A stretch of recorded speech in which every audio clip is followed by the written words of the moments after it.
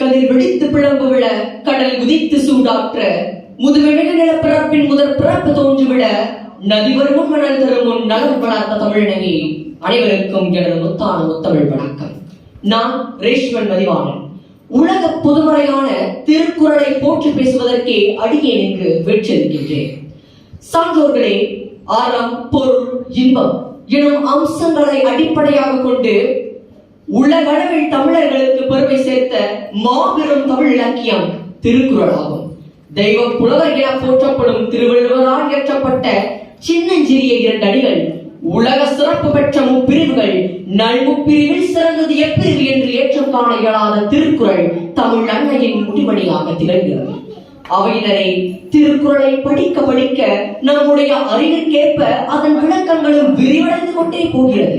நாம் சிறுவர்களாக இருக்கும் பொழுது அதன் வார்த்தைகளை மனனம் செய்வதிலேயே குறிக்கோளாக கொண்டிருப்போம். ஒரு வயதிற்கு பிறகு அதன் பொருள் உணர்ந்து அதனை படிக்க துவங்குவோம்.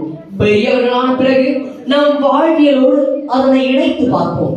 ஆக திருக்குறள் ஒவ்வொரு மனிதனின் வாழ்விலும் ஒன்றுவிட்ட காவியமாக பிணைகிறது என்பதில் கிஞ்சிற்றும் ஐயமில்லை. சான்றோர்களே, முயற்சி முயற்சி முயற்சி என்று சிறு வயதிலிருந்தே நம்மிடம் பலமுறை கூறியிருப்பார்கள். அது நம் ஆசிரியர்களாக இருக்கலாம், நம் பெற்றோர்களாக கூட இருக்கலாம். சரி, எதற்காக முயற்சி செய்ய வேண்டும்? முயற்சி என்பது வெறும் வார்த்தையா? இல்லை, செயல். இதை பற்றி திருக்குறள் என்ன கூறுகிறது தெரியுமா? தெய்வத்தான் ஆகாதெனும் முயற்சி தன் மைவருத்த கூடிதலும். கடவுளின் அருளால் ஒரு காரியம் கைகூடாது போனாலும் ஒருவர் முயற்சியுடன் உழைக்கும் பொழுது அந்த உழைப்பு வெற்றி தரும் என்கிறார். பஞ்சபூதங்களை கட்டி ஆளுவது கடவுளாக இருக்கலாம், அது மனிதர்களின் கையில் இல்லை. ஆனால் உலக வாழ்வில் செய்யும் செயல்கள் யாவும் மனிதர்களை சார்ந்தே உள்ளது. ஆக ஒவ்வொரு மனிதனும் தங்களுக்கு கிடைத்த கடமையை செவ்வன ஆற்றினாலே போதும், அதற்கான பலன் நிச்சயம் நம்மை வந்து சேரும் என்பது உள்ளமின் நெல்லிக்கையாகிறது. அன்பு சாவினரே, நமது தமிழ் இலக்கியங்கள் வகைப்படுத்தி இருக்கும் உறவுகளில் நட்பு சிறப்பிடம் பெறுகின்றது. நட்பின் பெருமையை உணர்ந்த திருவள்ளுவரோ நட்பு, நட்பாராய்தல், பழமை, தீ நட்பு, கூடா நட்பு என 5 அதிகாரங்களில் நட்பினை பற்றி பேசுகின்றார். நட்பின் சிறப்பினை கூறுகையில் முகநக நட்பது நட்பன்று, நெஞ்சத்து அகநக நட்பது நட்பு என்கிறார். அதாவது முகம் மலரும்படி பேசுவது மட்டும் நட்பாகாதாம், மனத்தால் மகிழும்படி நட்பு கொள்வதே உயர்ந்த நட்பு என்கிறார்.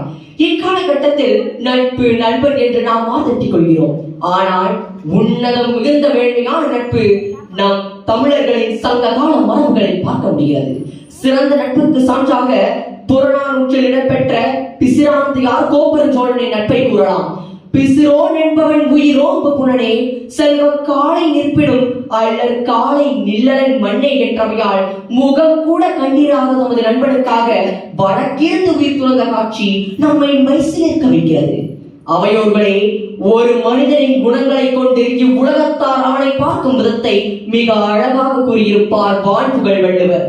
இந்த உலகில் மிகச் சிறப்பாக வாழ்ந்து புகழும் பெருமையும் உடையவனாகவும் மற்றவர்களுக்கு நன்மை செய்து வாழ்பவனாகவும் இருந்தால் அவனை உலகத்தார் தெய்வமாக போற்றி வணங்குவார்கள். இதையே வையத்துள் வாழ்வாங்கு வாழ்பவன் வானுரையும் தெய்வத்துள் வைக்கப்படும் என்கிறது திருக்குறள். இந்த குறளுக்கேற்ப கவிஞர் கண்ணதாசனின் கவித்துவ வரிகளை தாங்கிய ஒரு பாடலும் உண்டு. மனிதன் என்பவன் தெய்வமாகலாம், வாரி வாரி வணங்கும் பொழுது வள்ளலாகலாம். ஆக ஒரு மனிதன் இவ்வுலகில் 6 நெறிகளுக்கு உட்பட்டு வாழும் பொழுது தெய்வமாகவே மதிக்கப்படுகிறான் என்பதை எவ்விதத்திலும் மறுப்பதற்கில்லை. அவையினரே, அறிவு ஒரு மனிதனுக்கு அதி முக்கியம் என்பதை அன்றே தமது திருக்குறளில் புறப்படுத்தி இருப்பார் திருவள்ளுவர். வயது வரமின்றி அள்ள அள்ள குறையாத அமுத சுரபி அறிவு, படிப்பால் மட்டுமே பாரதத்தை பாராள வைக்க முடியும் என்று நிரூபித்து காட்டியவர் ஏவுகணை நாயகனான ஐயா APJ அப்துல் கலாம் அவர்கள். அவரே ஒரு அரங்கத்தில் பேசுகையில் அவரது வாழ்க்கையில் பல்வேறு வழிகளில் உறுதுணையாக நின்று வழிநடத்தியது திருக்குறள் தான் என்கிறார்.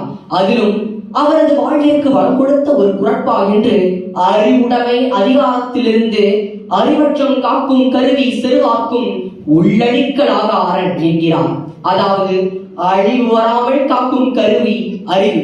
அறிவு பகைவராலும் அழிக்க முடியாத கோட்டையுமாகும். ஆக மாணவர்களாகிய நாம் நம் அறிவை வளர்க்கும் ஆயுதமான கல்வியின் அவசியத்தை உணர்ந்து வாழ்வில் செயல்பட வேண்டும். இதுவே சிந்தனைகள் சிகரம் தொட்ட மனிதர்களின் வரிசையில் நம்மையும் இடம்பெறச் செய்யும். யார் கண்டார் நம்முள்ளும் ஓர் APJ அப்துல் கலாமோ ஆபிரகாம் லிங்கனோ இடைமறைக்காய் போல ஒளிந்திருக்கலாம். சபையினரை, உலக வாழ்க்கைக்கு கிடைத்த மாபெரும் பொக்கிஷம் திருக்குறள். ஒரு வளம் மிகுந்த பெரிய பாறையை காட்டிலும் கடுகளவு வைரத்தின் மதிப்பு எவ்வளவு அதிகமோ அது போலதான் திருக்குறள். 2 அடி திருக்குறள் உலக உண்மையை உறக்கவும் உள்ளவர்களுக்கு உரைக்கவும் சொல்கிறது. நாம் நம் வாழ்க்கையில் சிறந்த மனிதனாக திகழ வேண்டும் என்றால் 6 நெறிகளை கற்றுக் கொடுக்கும் திருக்குறள்களை நாளும் படித்து வளம் பெறுவோம். நான் ஒரு குறள் என்று இன்றே உறுதிமொழி எடுப்போம்.